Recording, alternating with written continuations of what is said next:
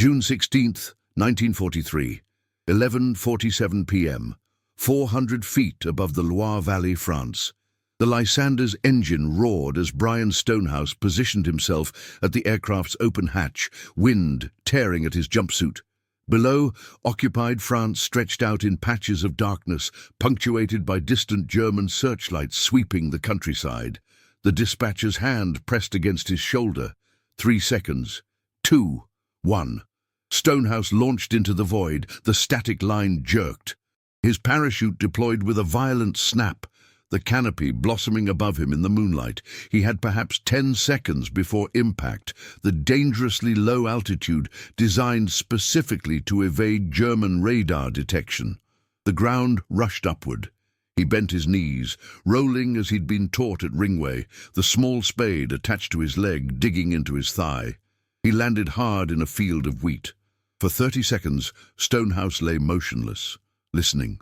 No shouts, no running footsteps, no barking dogs, only the distant drone of the Lysander banking away toward England.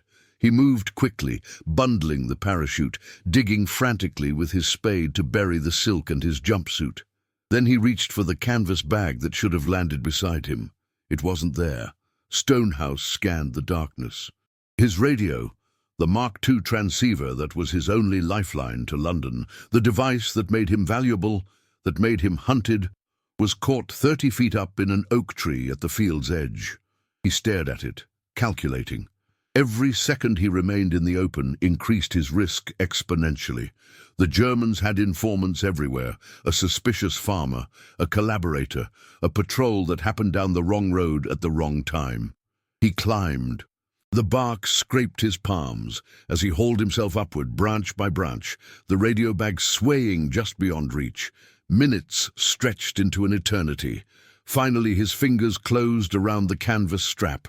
He descended, the radio clutched against his chest like a child, and melted into the tree line.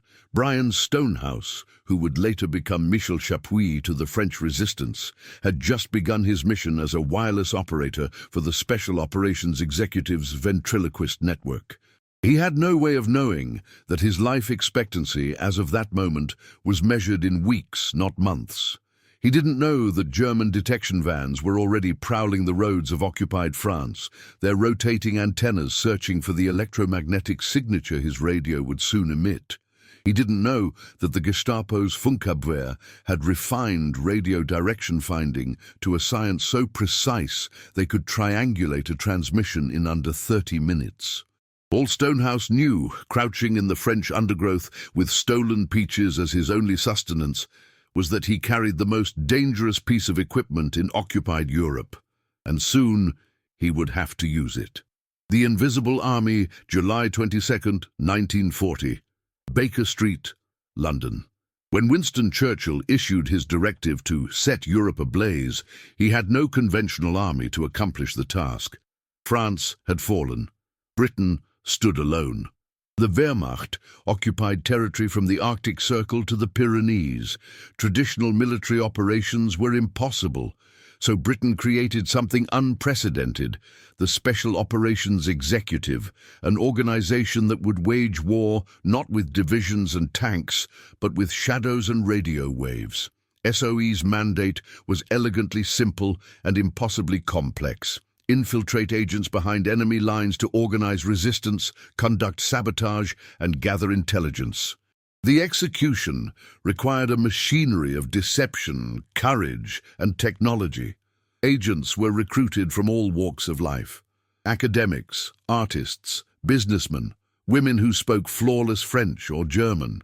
They underwent grueling training in Scotland's remote highlands, learning silent killing, demolition, codes, and the art of living a lie. But the operational heart of every SOE network was the wireless operator. A typical SOE network consisted of 3 core agents: the circuit organizer who recruited and planned operations, the courier who carried messages between resistance cells, and the wireless operator.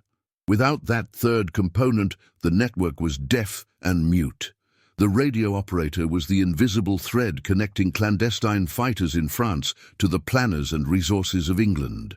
They transmitted intelligence about German troop movements, requested weapons drops, coordinated sabotage operations, and received strategic orders from London. The radio itself was a marvel of miniaturization for its era.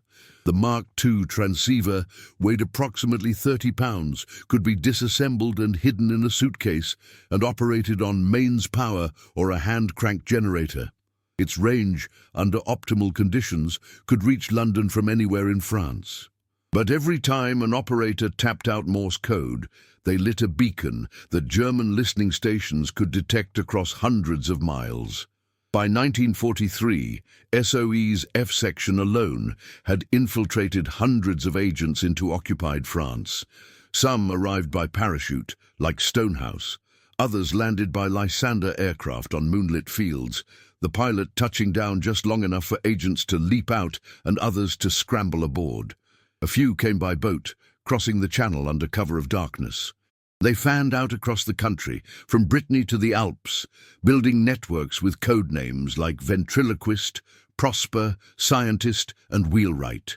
Each network needed a wireless operator, and the Germans knew it. The Abwehr, German military intelligence, and the Gestapo devoted enormous resources to hunting radio operators. Hugo Bleicher, a senior Abwehr officer responsible for crushing resistance in France, later said they regarded wireless operators as a rich source of intelligence because these agents had knowledge of every message and order received from London.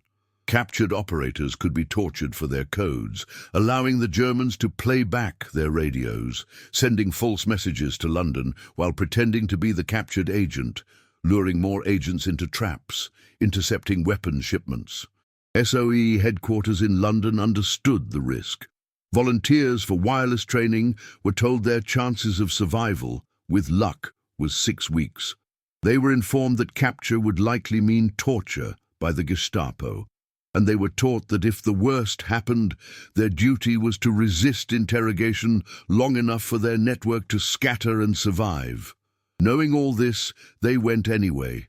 The Mathematics of Death, August 1943, somewhere in the French countryside. Yvonne Cormeau sat in a farmhouse attic, headphones clamped over her ears, her fingers dancing across the Morse key. She transmitted quickly, efficiently, watching the clock. 15 minutes, 20. The message was longer than she liked, but London needed the intelligence. German troop positions, a convoy schedule, coordinates for tomorrow night's supply drop. 25 minutes. She signed off, broke down the radio, and was out the door in under 2 minutes. The transceiver hidden beneath a false bottom in her shopping basket. She had just beaten the deadline. Barely. The German detection timeline was mercilessly precise. The moment a clandestine radio began transmitting, the Funkabwehr's network of listening posts across occupied Europe registered the signal. Within minutes, 3 or more direction-finding stations, positioned at the fringes of occupied territory, would take bearings, triangulating the transmission's origin to within a few kilometers.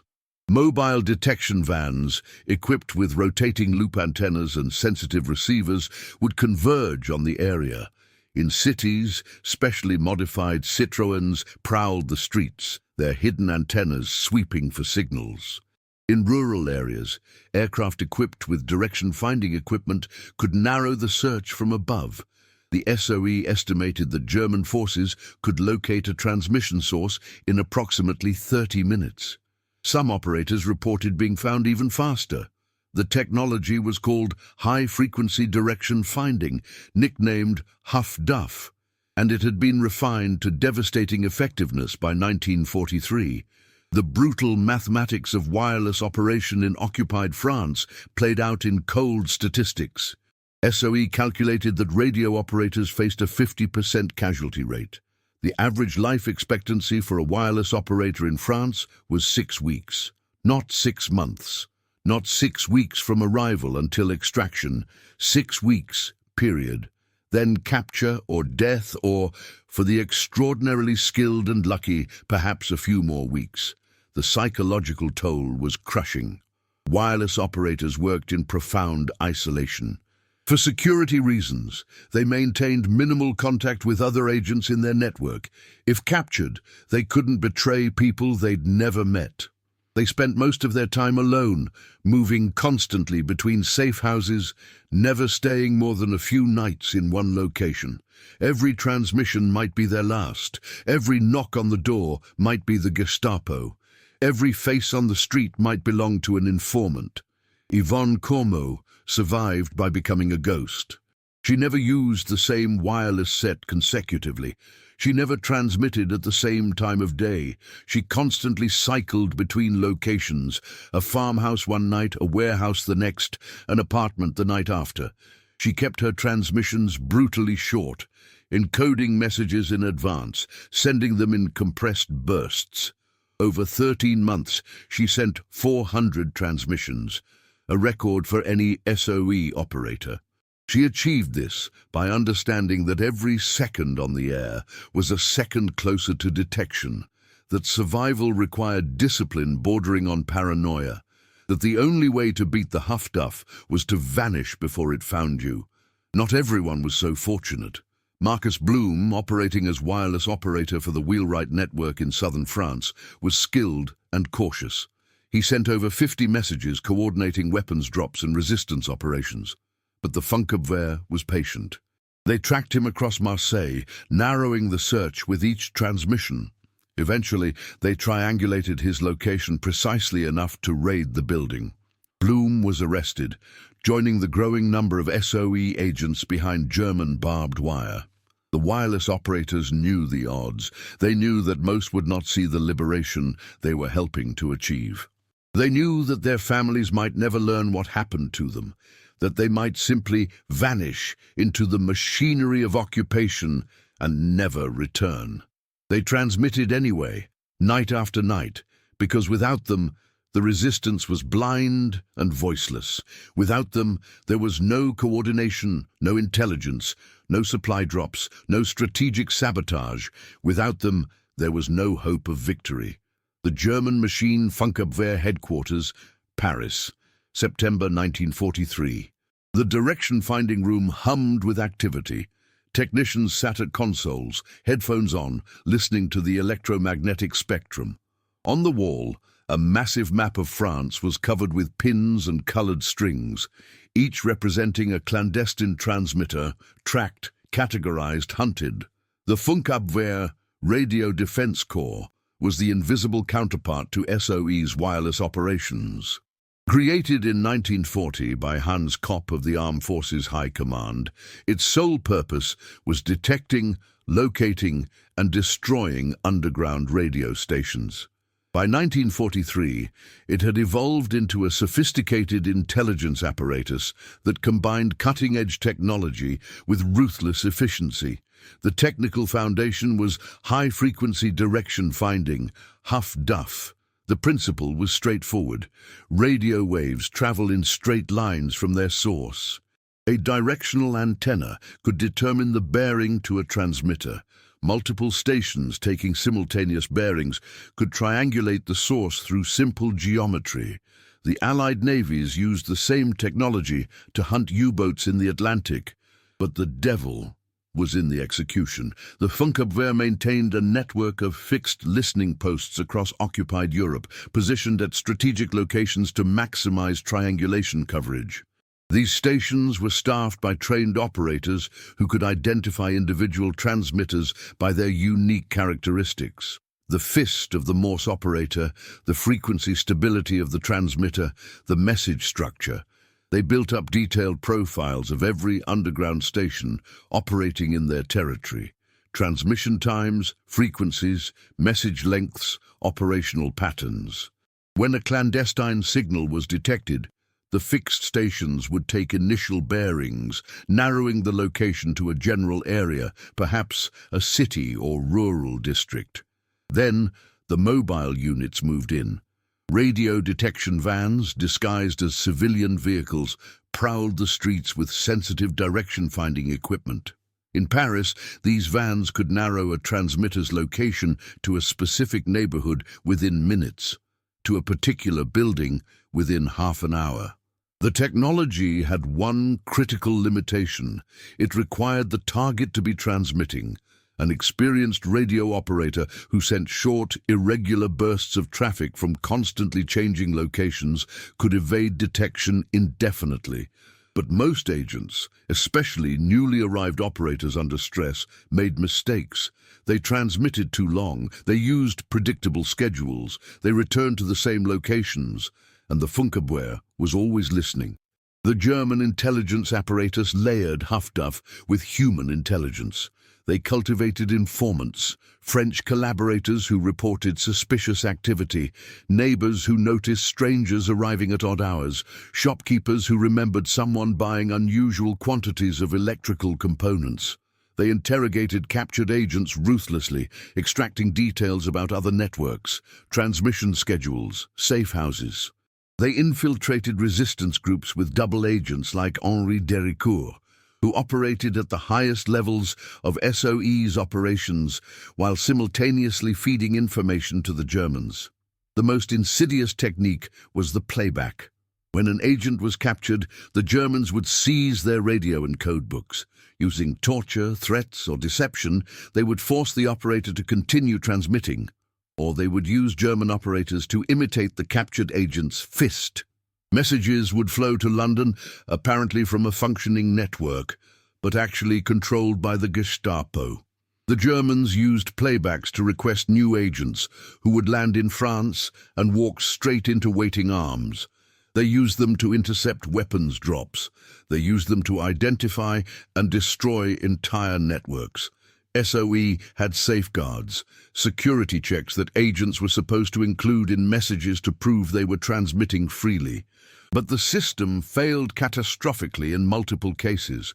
When Gilbert Norman, captured in June 1943, deliberately omitted his security check to signal his capture, SOE headquarters responded by chastising him for forgetting the check and telling him to include it next time.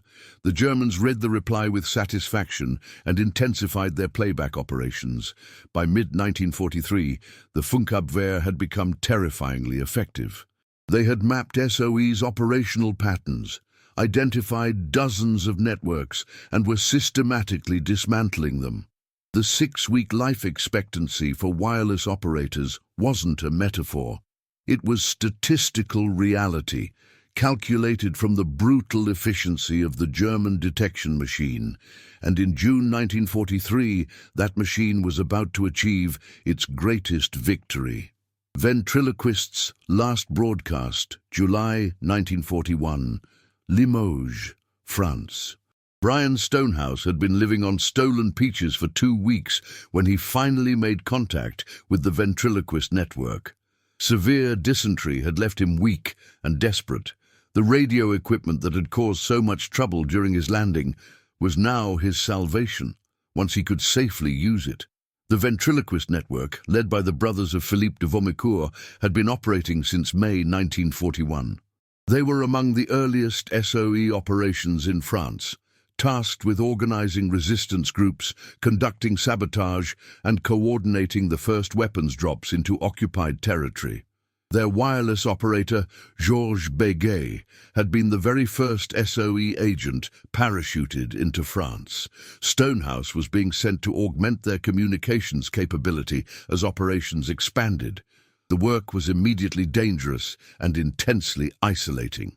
Stonehouse adopted the cover identity of Michel Chapuis, an art student traveling for work, a cover that would later serve him well when he became a fashion illustrator for Vogue after the war. He moved constantly between safe houses, setting up his radio, transmitting intelligence back to London, then vanishing before the German detection vans could triangulate his position. For months, ventriloquist functioned successfully. They organized resistance cells.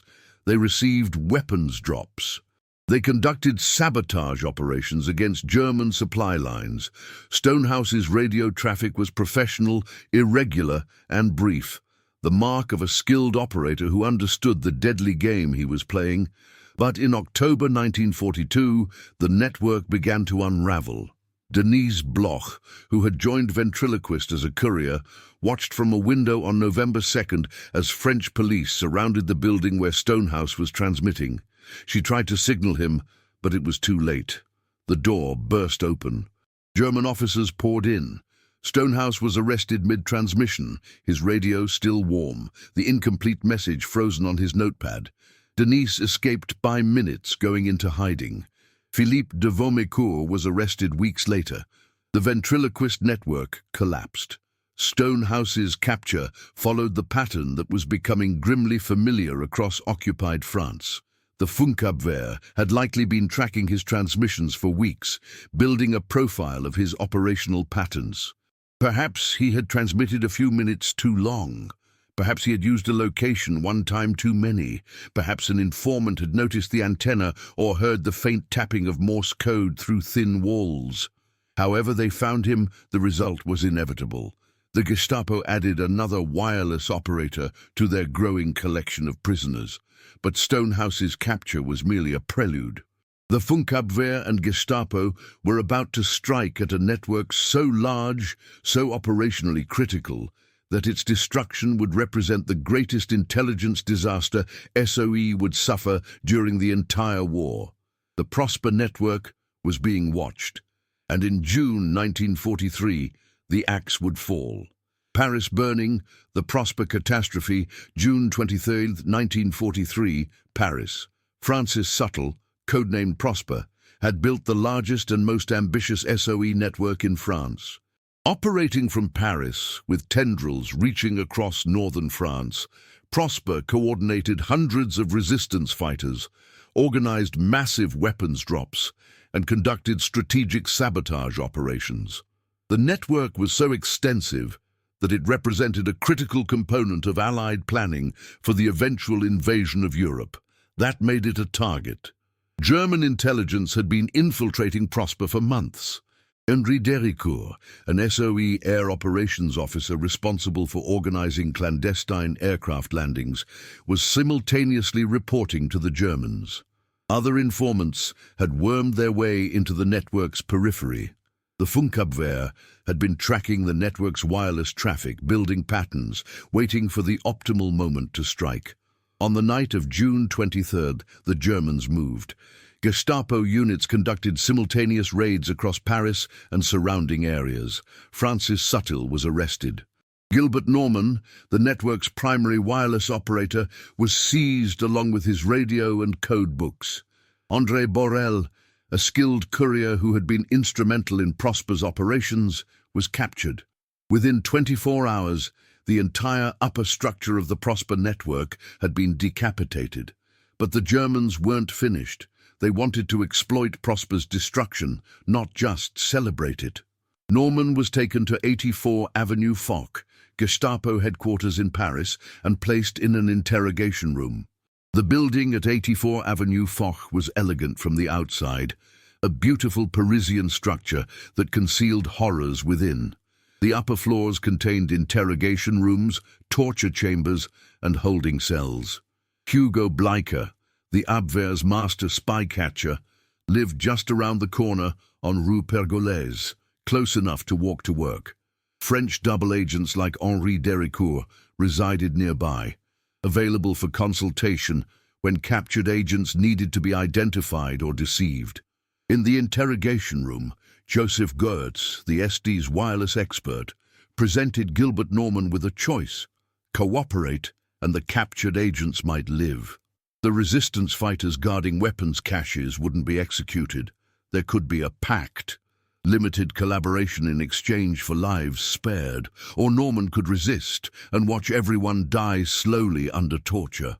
The historical record remains disputed about what happened next. German officers later claimed that Norman cooperated extensively. They said he identified agents, led them to weapons dumps, and even accompanied them on arrests, appearing to collaborate to demoralize other captured agents.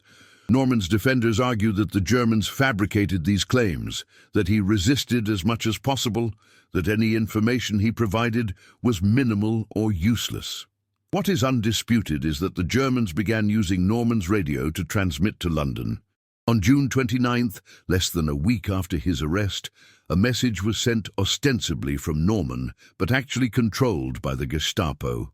Norman deliberately omitted his security check, the true check that signaled a message was being sent freely, not under duress. SOE headquarters missed the signal entirely. Instead of recognizing that Norman had been captured, they sent a reply criticizing him for forgetting the security check and instructing him to include it in future transmissions. The response convinced Norman that resistance was futile. If London couldn't recognize an obvious capture signal, collaboration was his only chance to save lives. The playback operation expanded. Using Norman's radio and the captured codebooks, the Germans sent a steady stream of messages to London, requesting new agents, calling for weapons drops, seeking intelligence. SOE, believing the Prosper network was still operational, complied. Agents arrived and were immediately arrested. Weapons drops were intercepted. The catastrophe compounded itself with every transmission. By mid-July, SOE finally realized something was wrong. They sent Nicholas Bodington and radio operator Jack Agazarian to France to investigate.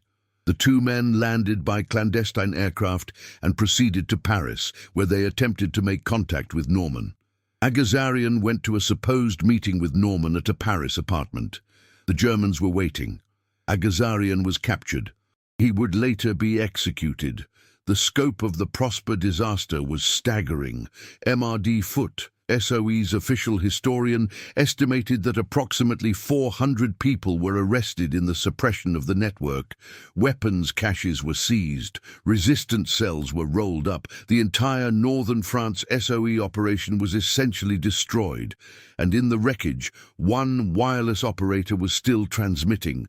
The last operator in Paris, June 24, 1943, Paris. Noor Inayat Khan had arrived in France just 2 weeks before the Prosper network collapsed. She had been sent as a wireless operator for that very network, landing with her radio and codebooks ready to augment the communications capacity of what was supposed to be SOE's most successful operation. Instead, she found herself in the middle of a disaster. Within 24 hours of her arrival, virtually every senior Prosper agent had been arrested. The network's wireless sets had been seized. Noor reported the catastrophe back to London, using her radio to send an urgent message detailing the destruction. Maurice Buckmaster, head of SOE's F section, immediately sent a reply. She would be extracted. A pickup flight would retrieve her. She should cease operations and prepare for evacuation. Noor refused. She sent back a simple message. She believed she was the only radio operator remaining in Paris. Without her, SOE would have no communication with any surviving networks in the region. Resistance groups would be isolated. Intelligence wouldn't reach London. Weapons drops couldn't be coordinated. If she left, the Germans would have achieved a total victory. Buckmaster agreed to let her stay, though he ordered her to receive signals only, not to transmit, an attempt to reduce her risk. Noor ignored the restriction. For the next 4 months, from June to October 1943, Noor Inayat Khan became the sole wireless link between Paris and London. She transmitted constantly, maintaining communication with the scattered remnants of multiple networks, coordinating what resistance operations could still function in the wake of Prosper's collapse. She sent intercepted intelligence about German troop movements. She coordinated with surviving couriers and organizers. She kept the invisible thread alive when every rational calculation said she should vanish. The risk was insane. Every transmission was a gamble against the Funkabwehr. The Germans knew Prosper had been destroyed. They were actively hunting for remaining operators. Their detection vans prowled Paris constantly, listening for any clandestine signal. Noor was transmitting far more than the brief, irregular bursts that might evade detection. She was maintaining sustained communications, sometimes sending lengthy intelligence reports. She survived through constant movement and operational discipline. never using the same location twice consecutively, never transmitting at predictable times, carrying her radio in innocent-looking cases, developing multiple cover stories for why she might be traveling with a suitcase. She was a Sufi mystic and pacifist who had joined the war effort because the alternative was worse than her principles. Now she was living every moment on a knife's edge, knowing that capture would mean torture and death. The Gestapo knew she existed. They could detect her signals. They knew a clandestine operator was still functioning in Paris. But Noor's discipline and luck kept her ahead of the detection vans week after week. On October 13th, 1943, her luck ran out. Noor was betrayed, either by a paid informant or through a security breach that has never been conclusively identified. The Gestapo raided the apartment where she was staying. Unlike many operators who destroyed their equipment and code books when capture was imminent, Noor was taken completely by surprise. The Germans seized her radio, her codes, and, catastrophically, her notebooks. Contrary to every security regulation, Noor had kept copies of all the messages she had sent since arriving in France. She may have misunderstood instructions about filing messages, or the rushed nature of her training before insertion left gaps in her security protocol. Regardless, the Germans now possessed a complete record of months of communications. At 84 Avenue Foch, Gestapo interrogators reviewed the treasure trove. Even though Noor refused to provide her codes or cooperate with interrogation, the notebooks gave them the information they needed to attempt a playback operation.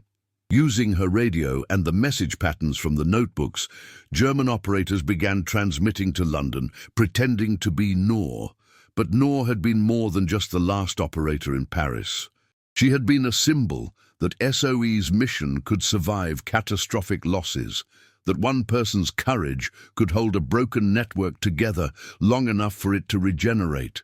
Her capture represented not just another wireless operator lost to the Huff-Duff hunt, but the final collapse of SOE's Paris operations. The Gestapo took her to Pforzheim prison in Germany, where she was classified as highly dangerous and held in chains. On September 13, 1944, just months before the war's end, Noor Inayat Khan was transferred to Dachau concentration camp and executed. She was posthumously awarded the George Cross, Britain's highest civilian decoration for gallantry. Avenue Foch, the House of Secrets, 84 Avenue Foch, Paris, November 1943. The building presented an elegant facade to passers-by on one of Paris's most beautiful boulevards. Inside, on the upper floors, captured SOE agents sat in cells, listening to the sounds of interrogation drifting through the walls.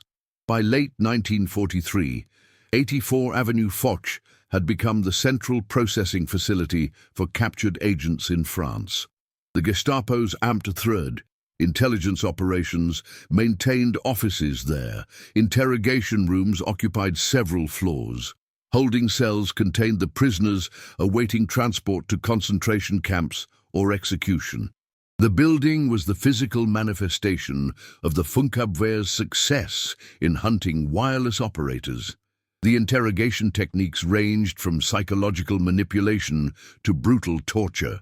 Captured agents were told that their networks had been destroyed, that cooperation was inevitable, that they could save lives by providing information. Some were shown other agents who appeared to be collaborating, like Gilbert Norman, who allegedly was paraded before newly captured agents to demonstrate the futility of resistance. Others were subjected to torture sessions designed to break them before they could be moved to concentration camps. The Germans had refined the playback operation to an art form.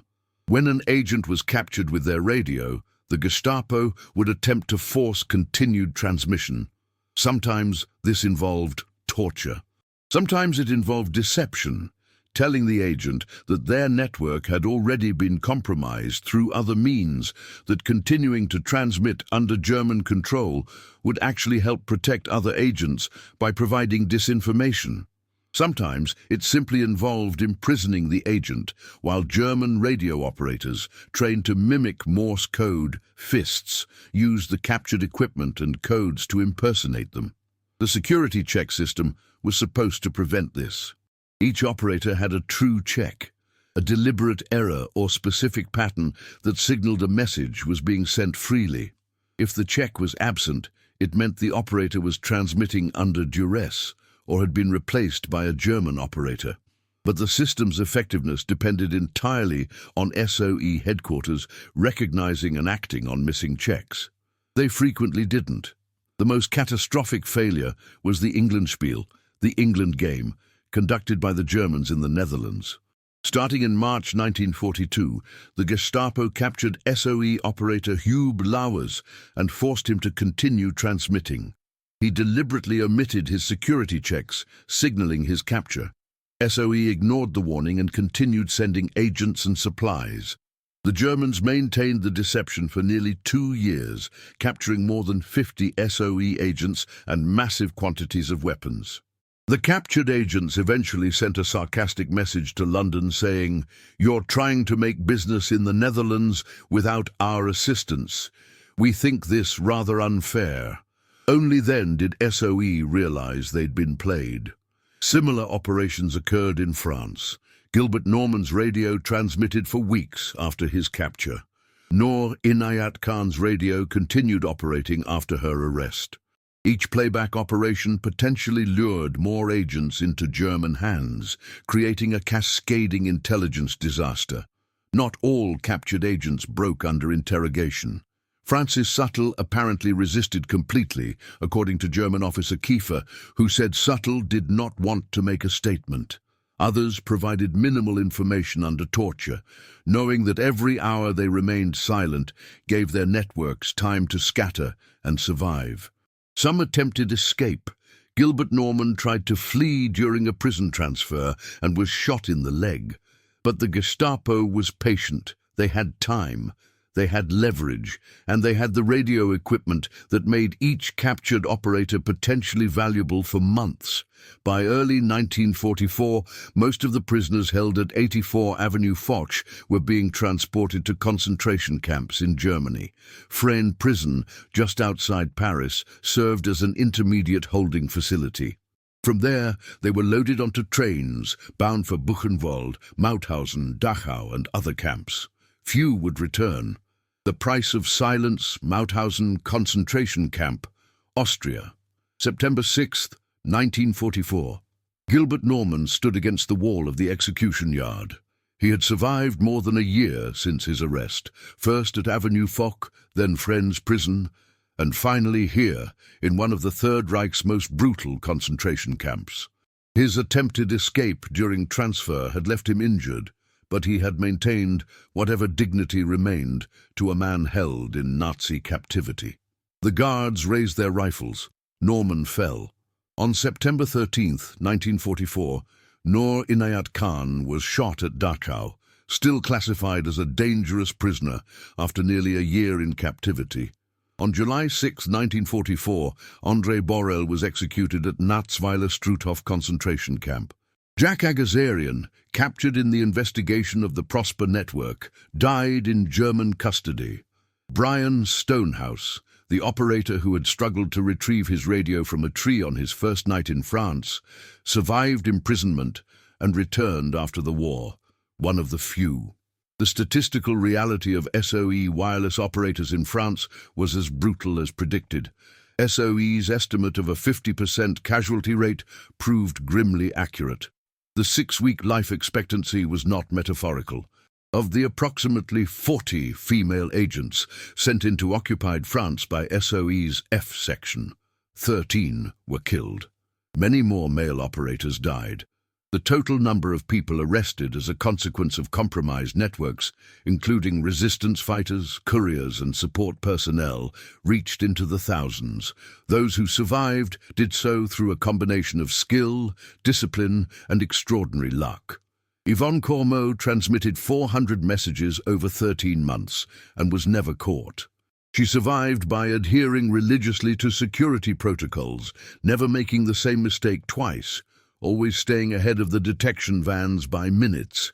Others, like Virginia Hall, evaded capture through constant movement and cultivating an exceptional network of informants who warned when German raids were imminent. But even for survivors, the psychological scars were permanent.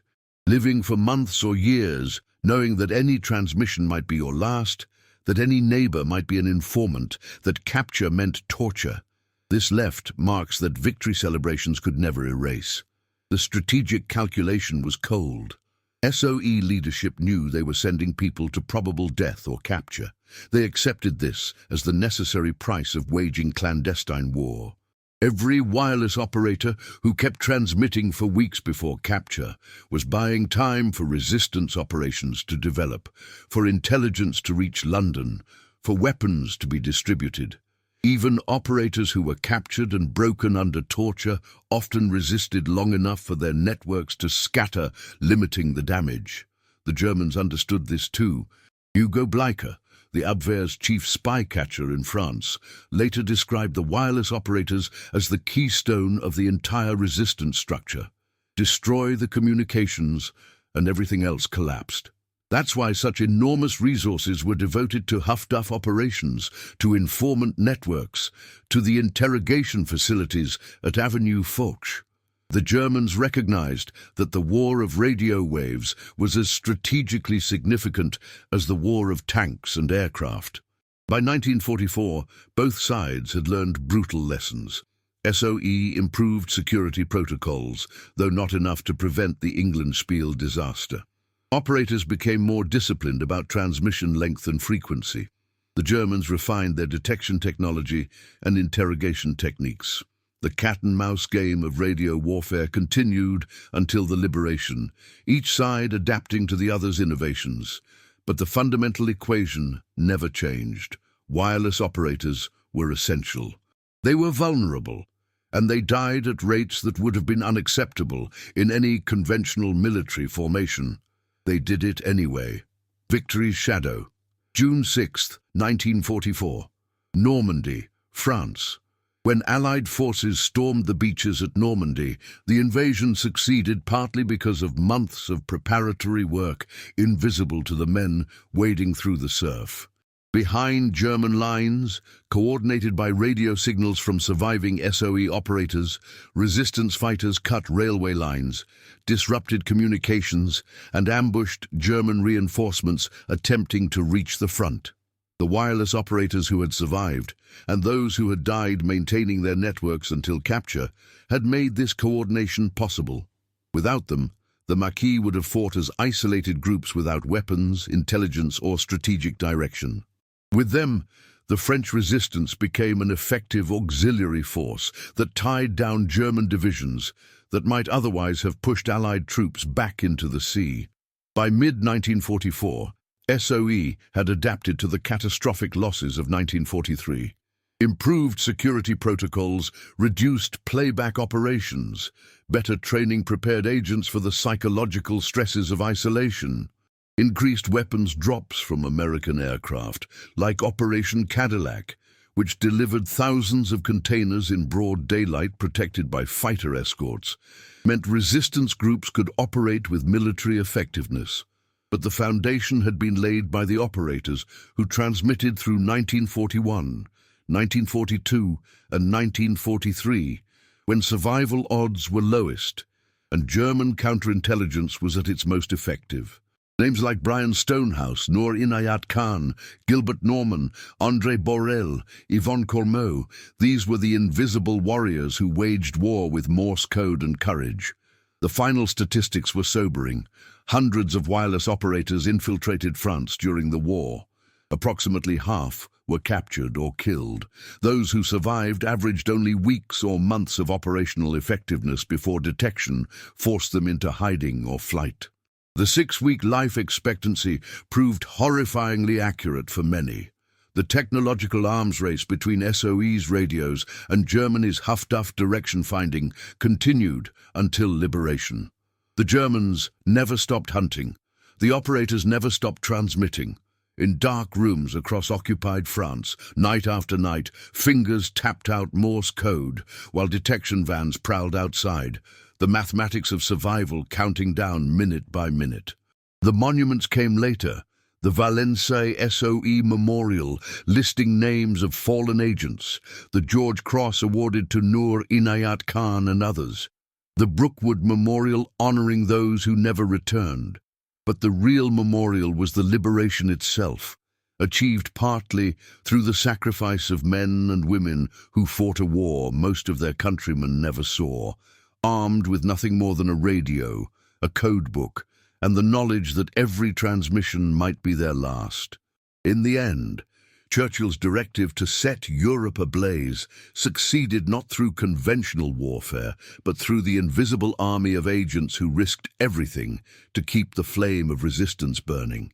The wireless operators were the voice of that flame, transmitting hope, coordination, and defiance across the electromagnetic spectrum until the Huff-Duff found them, or until liberation arrived. Most never lived to see the victory they helped create. They vanished into concentration camps, into Avenue Foch's interrogation rooms, into unmarked graves across occupied Europe. But their signals reached London. Their intelligence shaped strategy. Their courage sustained resistance when surrender seemed rational. They were hunted by the most sophisticated radio detection technology of their era. They faced odds that made survival unlikely and long-term operation nearly impossible. They knew, from the moment they boarded aircraft bound for occupied France, that they were probably flying toward death. They transmitted anyway, and the signals they sent helped win the war.